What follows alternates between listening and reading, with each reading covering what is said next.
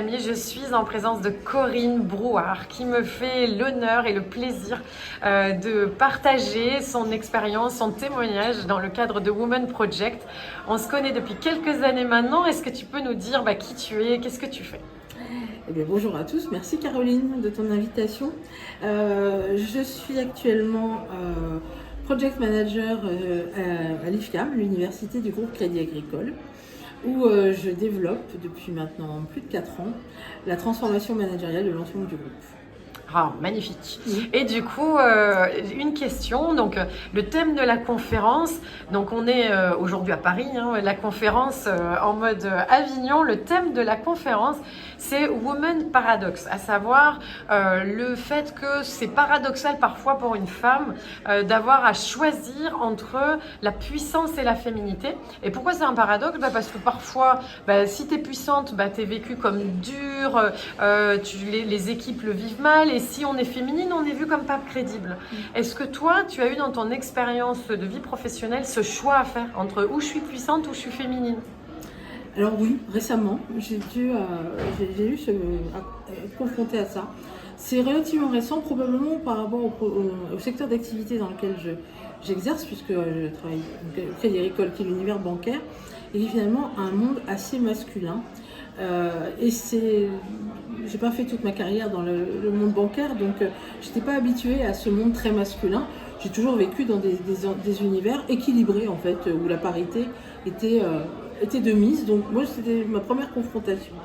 Et j'ai découvert avec stupeur que la mixité, elle était vraiment pas parfaite partout, et qu'il y avait le pouvoir des hommes, chose que moi je n'ai jamais vécue, non?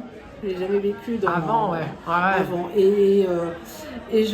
C'est les premières fois de ma vie, donc assez tardivement dans ma carrière professionnelle, que j'ai dû me mettre en retrait. J'ai dû admettre que je ne devais pas être sur le devant de la scène parce que ça ne se faisait pas. Ah, trop dur. Ouais. On parle de ça il y a longtemps? Oh non. Ouais, d'accord, tout Non, récent, non. super. On peut encore même dire le mois dernier. Ouais, d'accord. Et du coup, comment t'as fait? Comment t'as géré ça? Parce qu'on a mis la frustration du truc. T'as dépassé ça comment alors? Je me suis effacée, j'ai fait posture basse. J'ai joué le jeu.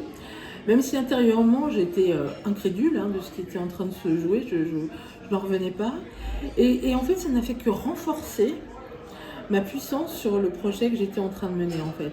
Je me suis dit, ok, on veut peut-être pas de moi sur le devant de la scène, on ne me reconnaît pas le droit d'être sur le devant de la scène, je ne vais pas le prouver par ma personne, je vais le prouver par la réussite du projet. Wow. Et en fait, ça a inspiré le respect, hey. La réussite du projet, et ça a amené des réflexions du type ah oui, qu'est-ce que tu fais toi à l'IFCAM? Moi, je m'occupe d'un projet de transformation. Ah oui, c'est sympa, oui. Et tu peux nous le développer. Et quand je développe le contenu du projet, là, je vois les mines s'allonger, les bouches s'entrouvrir, le texte s'avril avec la langue qui pendouille.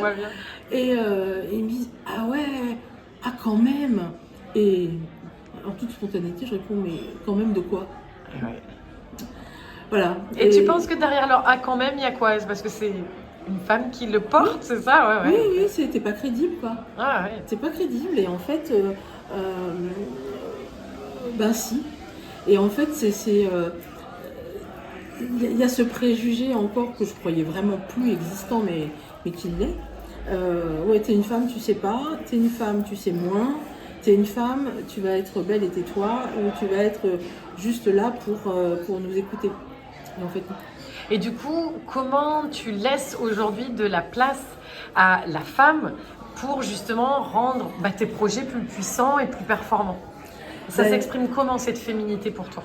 Alors cette féminité, elle réside justement dans l'effet de surprise. Ah. C'est-à-dire que voilà, j'arrive la vue basse, posture basse, très et je leur dis, vous allez voir ce que vous allez voir mes petits gars. Alors il n'y a pas de revanche parce que j'aime les hommes, il n'y a pas de problème, enfin il n'y a pas de sujet autour de ça, mais quelque part c'est ma revanche à moi. C'est t'y croyais pas, hein. Et pourtant. J'adore l'effet de surprise, tu vois, on n'en avait pas parlé, j'aime bien la pépite de l'idée d'effet de surprise. Et si aujourd'hui tu rencontrais la Corinne 8 ans, Tu lui dirais quoi? Vas-y, Juste, fonce, ouais. fonce, t'arrêtes pas. Continue. Et aujourd'hui, justement, pour les femmes qui ont du mal à équilibrer cette puissance et cette féminité, donc toi tu dis voilà, je m'en sors aujourd'hui avec de la surprise. Si tu devais donner un truc, un tips, un conseil qui toi t'aide, quelque chose qui t'inspire et qui te donne envie justement de pas tirer dans les extrêmes, ce qu'on a tendance à faire, c'est-à-dire être très puissante ou très féminine, mais l'un ou l'autre, tu dirais que voilà, s'il y avait un truc qui toi t'aide, t'inspire, c'est quoi? Qui te donne un guide Alors, moi, ce qui me guide, je vais dire ce qui, moi, me guide, mais qui pourrait peut-être inspirer d'autres personnes, c'est en fait d'être fier de ce que l'on est. Quoi que l'on soit, d'être fier de ce que l'on est et de ne pas avoir peur de l'autre. Moi, j'ai jamais eu peur, en fait.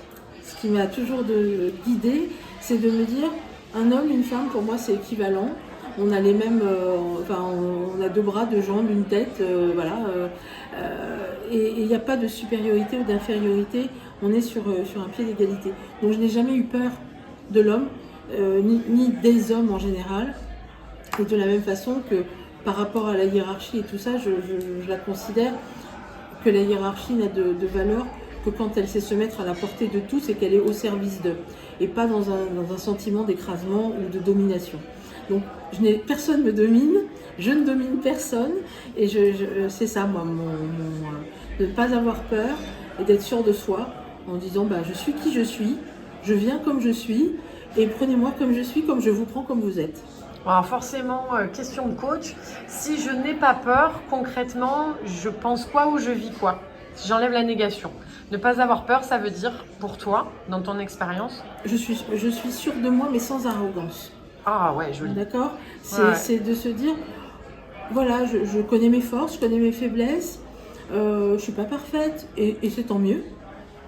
Et je m'accepte comme je suis.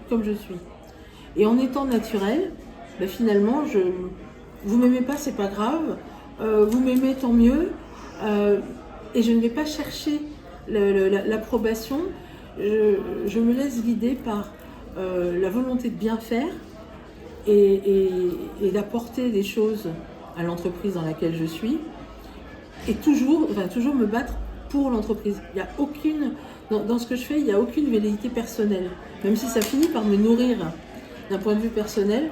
Je ne parle jamais du je, je dis toujours nous. Trop beau. En fait, en synthèse, tu nous dis, on ose, on est fier sans arrogance, sans tomber dans l'excès de l'arrogance, et puis on crée l'effet de surprise. Oui, exactement. Les filles, à nous de créer l'effet de surprise. Merci Corinne. Merci Caroline.